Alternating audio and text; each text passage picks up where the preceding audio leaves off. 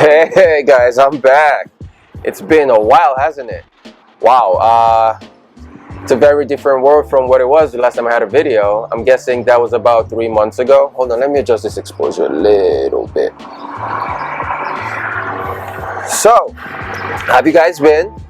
Hope everyone's doing okay, relatively. The world's a crazy place right now. We have viruses, hornets, everything.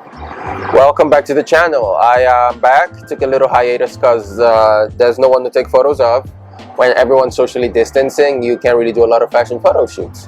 So in that time, I've done a few things. I've switched out my kit. I used to shoot with the Sony a7 III. I tried a little experiment with the Fuji. It was interesting, but it wasn't for me. So this is what my video is about for today. It's gonna be a little review of the Fuji X-Pro 3. I traded in my, I sold my Sony stuff. I sold it on Facebook Marketplace. Really good place to sell stuff. You meet people locally. I sold on my everything. I sold my Rokinon lenses and everything. Even the back, my camera bag for the Sony, I sold it. And I got a Fuji X-Pro 3 Dura Black. I got it with the 23 1.4, the 35 1.4, and the 55 1.4 manual lens for portraits. I had the camera for about maybe 2 months, and this is my experience with it. First, it's really small. It's light. That experience of having a really light, small, capable camera is really cool. I like the coverage screen where you don't see what you're really shooting. I like the retro looks. The only problem is it doesn't feel substantial. It feels a little kind of hollow on the inside. It feels too light for what it looks. It looks like it's metal, but on the inside it just feels kind of cheap. This is just because I'm used to using Leicas, by the way. For everyone else it might be okay, but for me I just felt that it was a little cheap. I also like the lenses. The lenses are really light, so the whole kit is going to be super light. You could fit everything in a little sling bag and you're good to go. I really like the image quality on the camera. The image quality was amazing. You get really nice sharp photos. The lenses are really sharp in the center for the most part. Then when you went out to the edges, things kind of fell apart a little bit. I like the film simulations, the classic negative. Oh my god, such an amazing film simulation. I was just shooting everything in classic negative. It kind of becomes a crutch. Maybe that's a bad thing. And you could also put it in camera raw as a baseline for your editing. So that kind of gives you a little, extra step to skip when you're editing. Kind of gives you a starting line for your editing if you'd like to go with that look. I love that retro look from the sensor. I like the app. You could just transfer photos from your phone, from your camera to your phone. Super quick, super easy. It's a little, hard to figure out, but once you figure it out, it's straightforward. I like to be able to just take a photo of my camera, send it to my phone, and just post it on my Instagram real quick. That's really cool. I also like the touchscreen interface. It was okay. Image stabilization, which is fine. It's a really small light camera. Image stabilization wasn't a big deal for me. I never really tried out the low light capabilities, but I just shot wide open. I did 2 fashion photo shoots with it. I did one for a commercial. One was a commercial shoot for a men's clothing line, and I'll show you photos. We went downtown. Downtown Chicago was just empty too, so we had a fun photo shoot downtown. I also did another one with Sarah, one of my favorite models. We just went downtown again, did some photos because why not? It's been hard to do photo shoots because makeup, hair, people gotta touch each other. We gotta be in close quarters with people, and everyone's scared of getting corona. So we haven't been able to do photo shoots. Weddings got canceled. Man, this summer has just been rough. This fall, spring and summer, it's been crazy. Things are just, things kind of just went on hold. I'm sure a lot of people have been feeling it. A lot of photographers have been feeling the pain. It's been a rough couple of months, but we're back. We're still okay. We're healthy. We're alive. That's good. I planned a few other shoots. They fell through because no one really wants to be doing photo shoots right now. It's kind of the last thing on people's minds.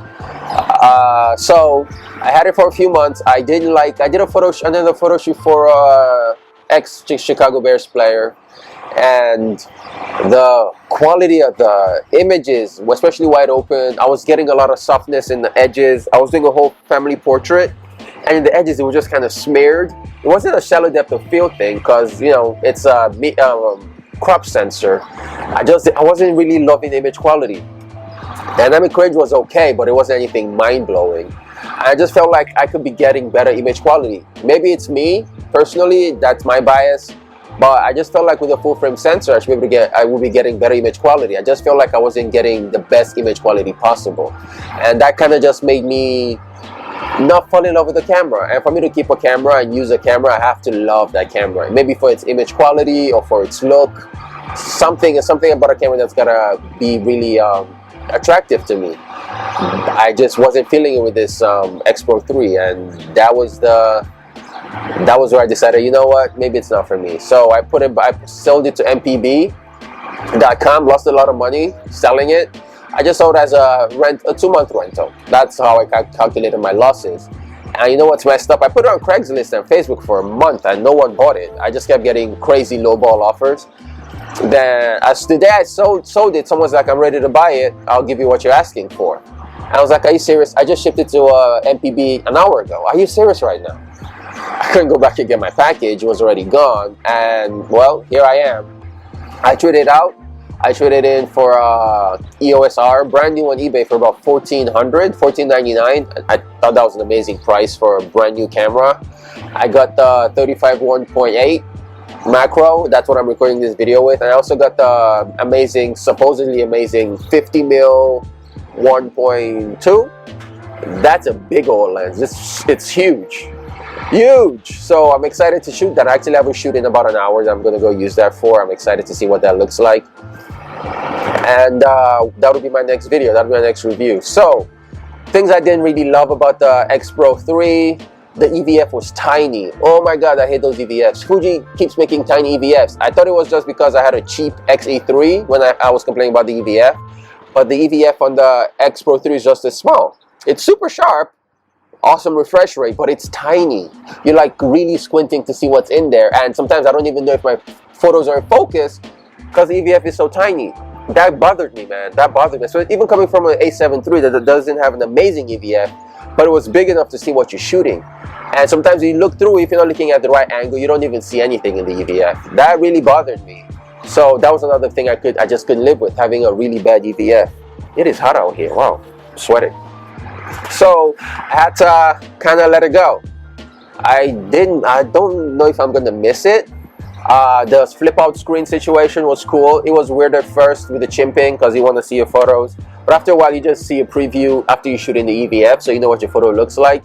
Then if you want to show maybe your model or the person you're shooting what the photos look like, you just flip it out and show it to them and you fold it out. It's not a bad. I did miss having a screen all the time.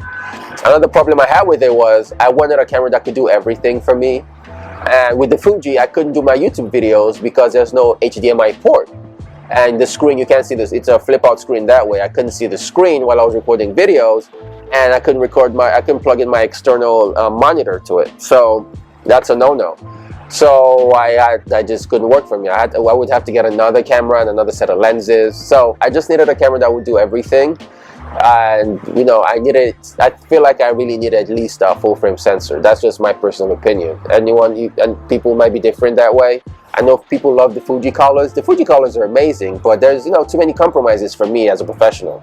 So I got the EOS R. This has a flip out screen I'm using. I can see myself recording, so that's good. I don't need to plug in a monitor or worry about all those other accessories. Just my microphone and I'm good to go.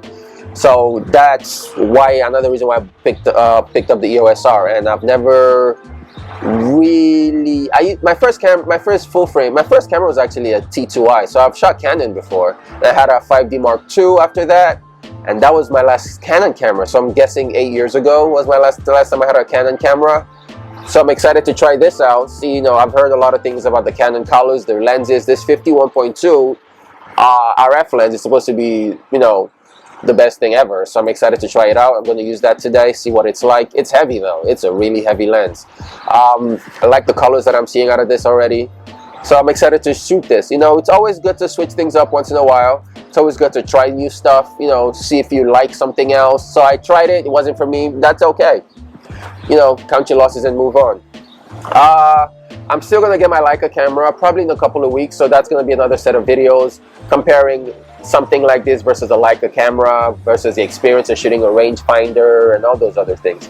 I didn't even like the rangefinder style shooting with the Fuji. It just didn't feel right. It just felt like it was a knockoff rangefinder system. I don't know what it was. I just didn't like the manual focus. I just wasn't really into it. The autofocus was okay. It was actually decent.